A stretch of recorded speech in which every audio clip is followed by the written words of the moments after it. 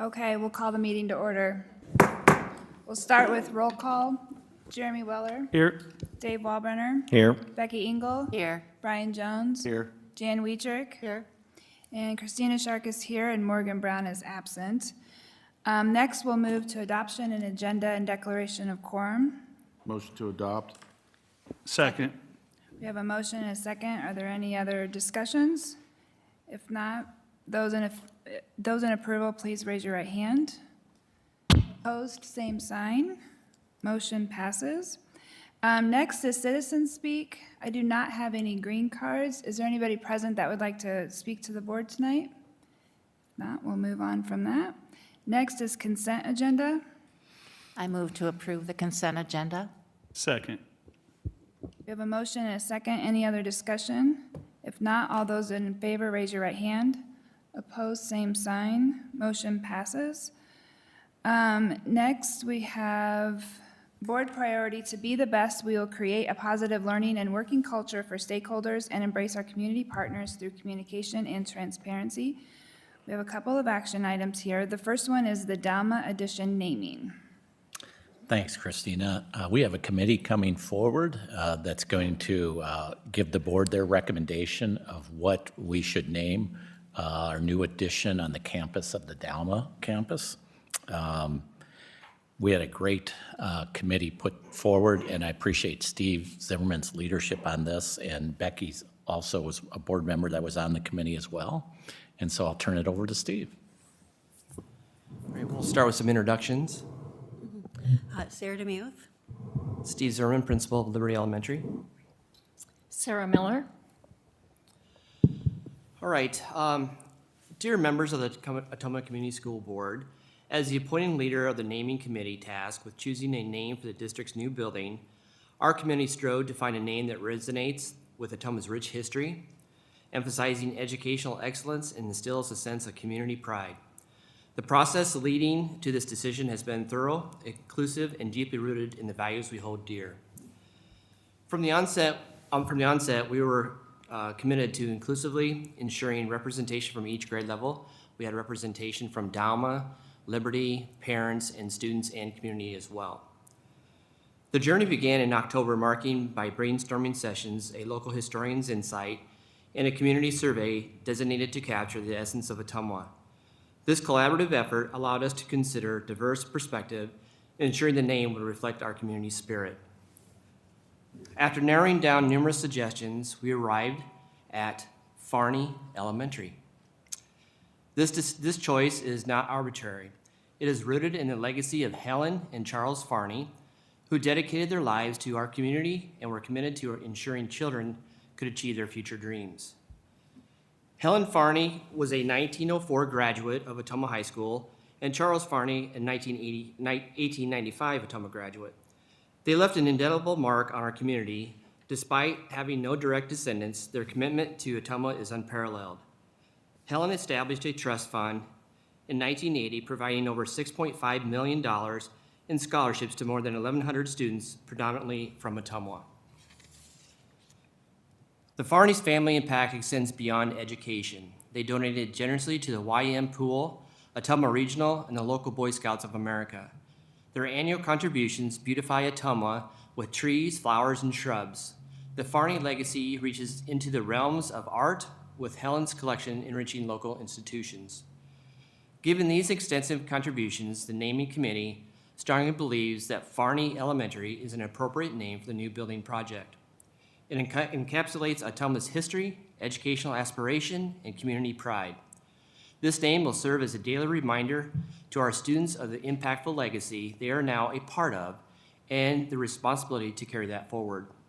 In conclusion, we urge the Ottumwa Community School Board to endorse the Farney Elementary as a name that honors our past, shapes our future, and in doing so, we are embracing the legacy of giving learning and community building that will inspire future generations.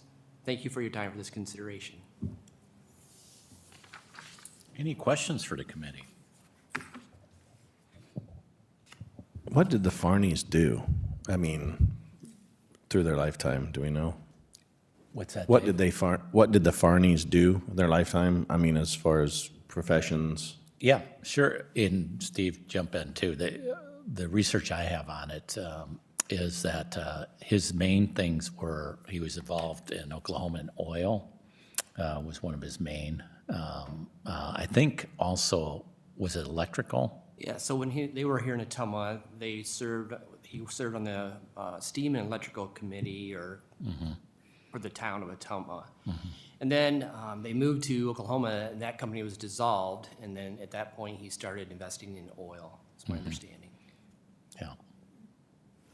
I guess I would just say, as a parent of 3 kids that have received this, at least 1 year and 1 2 years, I think it's a good choice for what they've done in this community. So good job on deciding that, and I think it's a very good scholarship for kids. So thank you.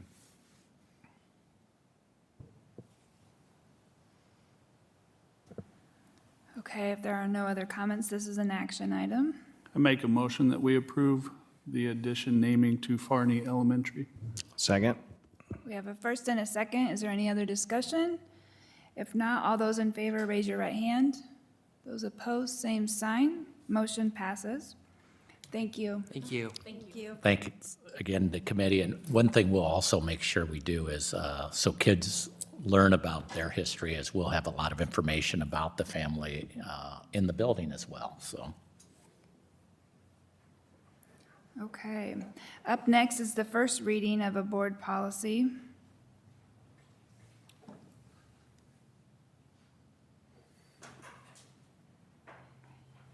Any questions about this policy?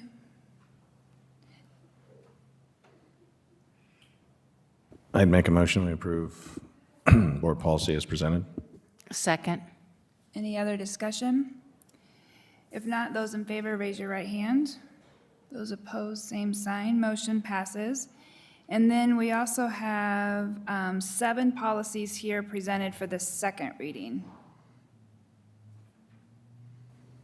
If there's no questions or comments, I'd make a motion that we approve items 1 through 7, policy update, second reading. Second. We have a first and a second. Is there any other discussion? If not, those in favor, raise your right hand. Those opposed, same sign. Motion passes. Next is an informational topic on Senate File 496, Library Legislation Review. And this is Landon to do this presentation. And Mike. All right, thank you. Senate File 496 encompassed a lot of legislation, but there's been a lot of talk around the library portion of this. The legislation says we need to be in compliance by January 1st. Essentially what it tasks us to do was the second paragraph there, to define age appropriate as excluding material with descriptions or visual depictions of a sex act as defined in that Iowa code. So this is snippets from the legislation, and so we took that into consideration. One thing I thought the board might find interesting is that the guidance around the Iowa Open Records Law does not require that school districts create records that we do not already have, meaning we are not required to track every book that was removed. But what we knew was a record was our current inventory and catalog of library books.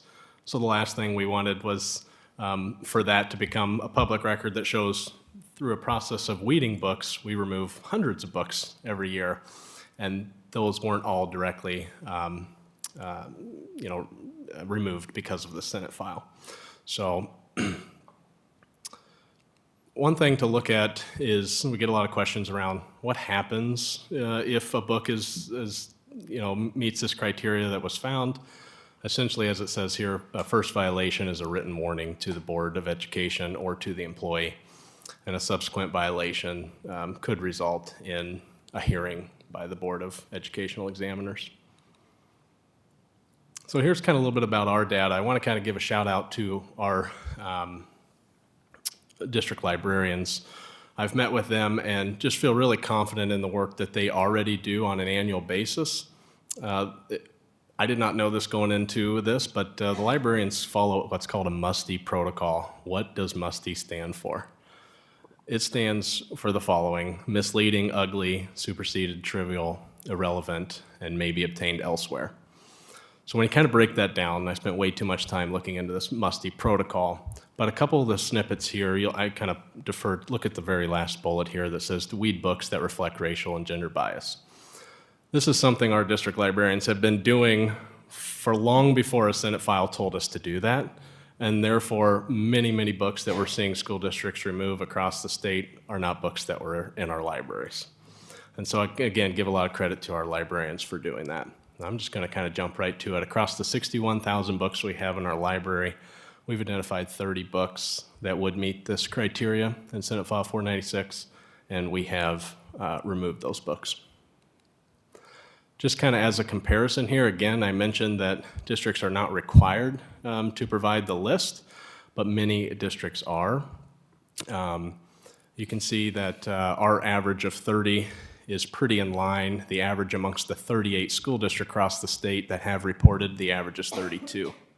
One thing to note here is that you don't really see too many large school districts in here. Many of them are like us, and they have not reported this number, and probably many of them happening tonight at their board meetings. So information about like Des Moines Public or Cedar Rapids is not in there. I expect their numbers to be probably more in line with Iowa City at 66 books. So I really think that state average is going to increase. And then one of the things we really wanted to make sure that we weren't necessarily spending a ton of time on is, again, we already had the MUSTI protocol, but we also already have the reconsideration committee and these board policies, which Mike Steamsma can speak to. Yeah, this remains the same as it always was, that if there is a book that is concerning, there is a process through board policy for people to make challenges. When there's a challenge is received, then we pull together the reconsideration committee, which includes community members, teachers, librarians, administration, and students. And then we read the book and go through a protocol to evaluate whether the book violates this process or not, and make our decision and present that decision to the superintendent. Short and sweet. Any questions?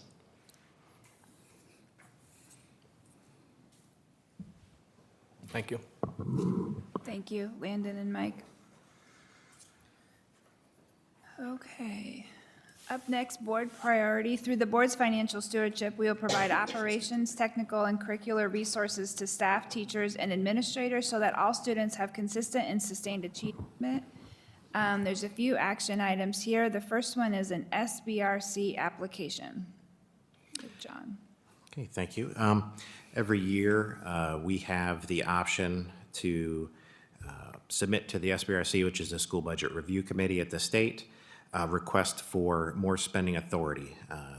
We're not getting any more monies from them, but they have a mechanism to allow us additional spending authority to spend funds if needs be. They're in three categories. One is for increasing enrollment, so when we do our counts, if we have an increase in enrollment, those funds are a year behind. So the kids are already here, we're providing services, but we don't get the money for a year, so they allow us to request authority to spend that money this year. Our number is $353,500. There's another category for open enrolled out students that are not on the district's count in the prior year. So this means if we have an open enrolled out student on the list this year that wasn't in count last year, there's been no money received by us for that student. So they allow us to request authority for that. Our number this year is $282,857. And the final one is for English language learner students that are being served beyond 5 years. The weighting that the state gives us for those ELL students only applies for 5 years, but sometimes services need to be provided for longer than that, and we're allowed to request additional authority to serve those students. This is one where we are requesting 0, even though we have a number, and that is due to the fact that we've had carryover of ELL funds that we've been spending down. So we don't need that additional authority, so we don't request it. So in total, we're requesting $353,500 and $282,857 of additional spending authority. And this is a statutory requirement. And like I said, we just request authority to spend those monies. We may or may not, but anytime they allow us the ability to do that, we make the request. So if there's any questions, I'd be happy to answer. John, so this is money that's coming to us, we're just actually asking to spend it early? Would that is fair? Yes and no. There's no money attached to this. So it will eventually. I should preface it, like the new students on the enrollment count, will get that money eventually, but we'll have to spend it this year because they're here in our buildings. So this gives us the authority to spend basically out of our reserves to service those students. So, yeah. And make a motion to approve. Second. We have a motion and a second. Any other discussion? If not, those in favor, please raise your right hand. All right, motion carries. Next one is tennis court lighting with Dave. Yes, ma'am. We've worked with Musco directly on our lighting for our tennis courts. We went out and we received 2 bids and quotes from different companies. Musco gave us quite a considerable discount of about $50,000 for the lighting. So in order to lock the equipment in before the end of the year, so it's here in the spring, we're requesting the board to approve the Musco lighting purchase at $120,000.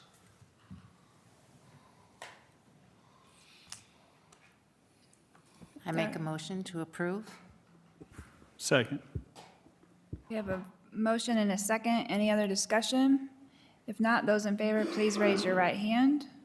Motion passes. Next is tennis court construction contract. Yes, our contract, we had our attorney review our contract with the PCC Sports for the construction of the tennis courts, and they gave us the green light. The company has reviewed the contract also and has signed it, so we're requesting the board to approve the contract so we can begin construction. This will start in the spring, correct, Dave? I would imagine they won't be able to do anything this year, will they? We have a pre-construction meeting tomorrow at 10. You know, if they wouldn't mind start moving dirt yet this winter, if the ground stays at a point where we can move dirt, but most likely spring. Yes, sir. Okay. Make a motion to approve the tennis court construction contract? Second? We have a motion and a second. Any other discussion? If not, those in favor, please raise your right hand. Motion passes. And then last on this list is resolution setting public hearing for bid letting for Schaefer parking lot project. With Dave. We've worked with French Rent-A-Cur for the paving project of Schaefer parking lot.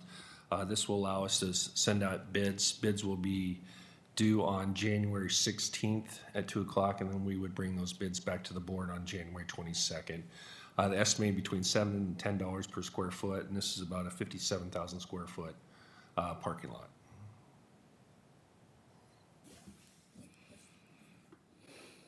Make a motion to approve. That's the resolution for the public hearing, I guess. Second. We have a motion and a second. Is there any other discussion? If not, those in favor, please raise your right hand. Motion passes. Next is superintendent report. Thanks, Christina.